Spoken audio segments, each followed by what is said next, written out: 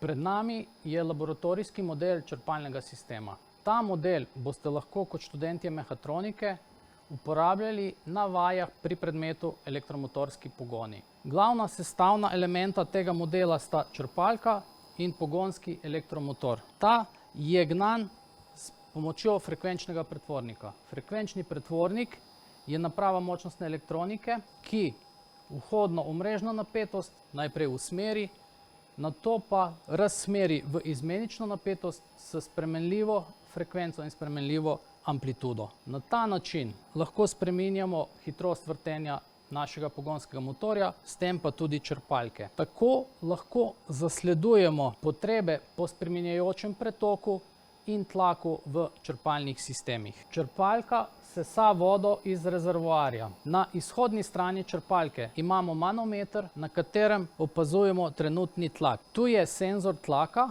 ki nam informacijo o tlaku pretvori v električni signal, tega pa speljemo v frekvenčni pretvornik. Služi nam kot povratna informacija o tlaku v regulacijski zanki. V našem primeru želeno vrednost tlaka vnesemo neposredno v frekvenčni pretvornik. V mikrokrmilniku, v tem frekvenčnem pretvorniku, je integriran tudi digitalni regulator. Ekspanzijska posoda služi kot zalogovnik tlaka.